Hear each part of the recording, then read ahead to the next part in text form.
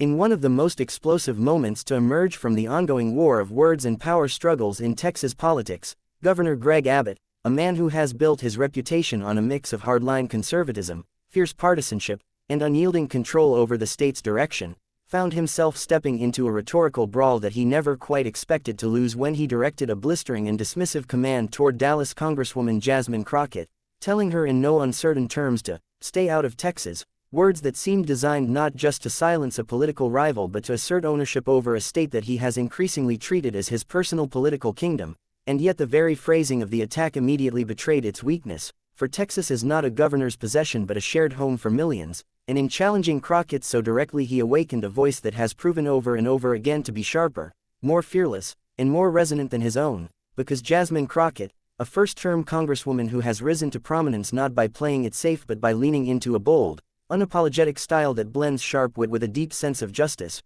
refused to let Abbott's command stand as anything more than the desperate outburst of a man clinging to power, and in her epic response she not only dismantled the arrogance of his words but reframed the confrontation as a much larger battle over democracy, inclusion, and the right of Texans to define their own identity, reminding Abbott and the watching nation that she was born and raised in Texas, elected by Texans, and therefore as Texan as anyone could ever be, making his order not only absurd but insulting to the very people he claims to lead, a miscalculation that left him visibly rattled and, in the eyes of many observers, stunned by the sheer force of her defiance. What made the exchange even more dramatic was its timing, coming as it did during one of the most contentious political battles in recent Texas history, the fight over redistricting, a struggle that cuts to the heart of democracy itself, because at stake is not simply the drawing of lines on a map but the question of who gets to participate in shaping the state's future. And Abbott's insistence on pushing through maps that heavily favor Republicans has drawn intense criticism not only from Democrats like Crockett but from civil rights groups,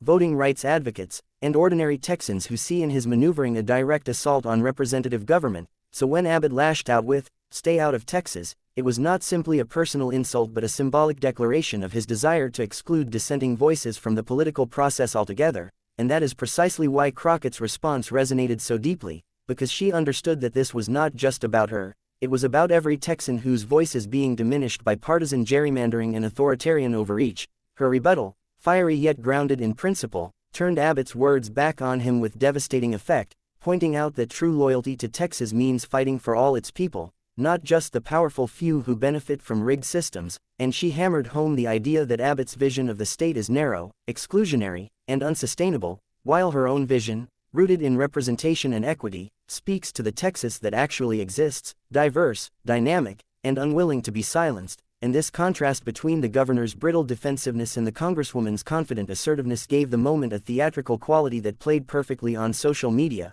where clips of Crockett's comeback went viral within hours, drawing praise from progressives across the country and sparking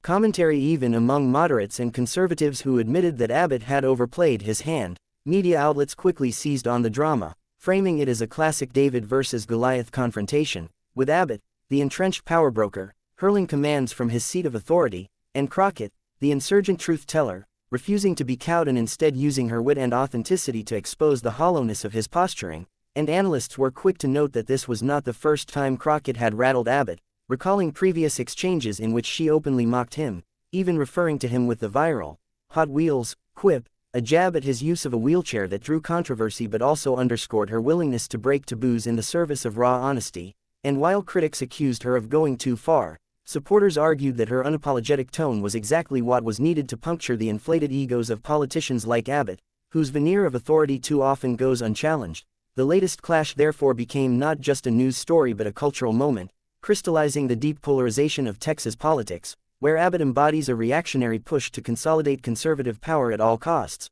while Crockett represents the insurgent wave of younger, more diverse, and more outspoken Democrats who are unwilling to accept politics as usual. And in this sense her response was more than just a clapback, it was a rallying cry that linked the personal to the political, drawing attention to the fact that telling a duly elected congresswoman to "stay out of Texas" is not only an insult but an erasure of the voters who put her in office, a move that strips Texans of their agency and treats the state as if it belongs to one man rather than to its people. And in shining a light on this deeper meaning, Crockett turned the governor's words into a liability for him, transforming what might have been a forgettable insult into a symbol of everything wrong with authoritarian politics, Commentators from outlets as varied as Politico, The Guardian, and local Texas media emphasized that the redistricting fight is likely to drag on for years and could shape national politics by affecting control of the U.S. House, meaning that this war of words has implications far beyond state borders, and Crockett's ability to stand toe-to-toe with Abbott in such a high-stakes moment only elevated her profile, making her not just a local figure but a national one, someone whose voice carries weight in the broader conversation about democracy, representation, and resistance to authoritarianism. And the fact that Abbott was stunned, as many accounts described, spoke volumes about his inability to control the narrative, because for years he has operated as though Texas were an impregnable fortress of conservative dominance. Yet here was a black woman from Dallas fearlessly telling him that his fortress is built on sand, that the future of Texas will not be dictated solely by his will, and that her very presence in Congress, elected by Texans, is proof that change is already happening. Indeed, what made Crockett's response so epic was not only her words but the way she delivered them, with a mix of humor, confidence, and righteous anger that tapped into the frustrations of countless Texans who feel ignored or marginalized by the current leadership. And by embodying that frustration she turned it into power, leaving Abbott and his allies scrambling to regain footing, for in politics perception is everything, and in that moment the perception was clear. Abbott looked weak, reactive, and defensive, while Crockett looked strong, proactive, and visionary. This dynamic will have lasting effects, because politics is not only about policy but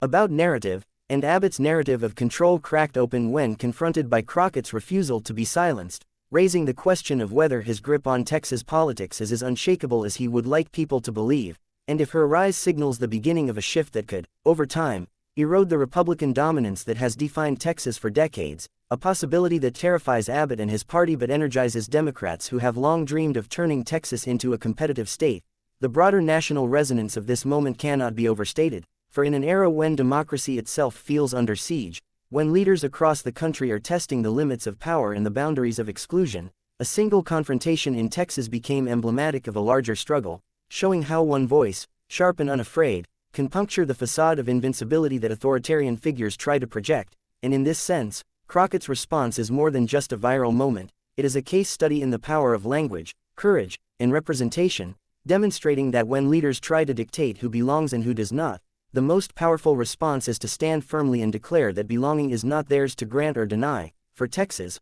like America itself, belongs to the people, all of them, not just those who cling to power. In the end, Abbott's outburst and Crockett's epic comeback will be remembered not only for their drama but for what they revealed about the state of Texas and the state of American politics, a reminder that the fight over democracy is not abstract but lived out in words, confrontations, and moments when someone refuses to be silenced. And while Abbott may continue to wield institutional power, it is Crockett's words that will echo longest, a defiant refusal to stay out of a place that is as much hers as anyone's, a home she intends to keep fighting for, no matter how loudly the governor yells.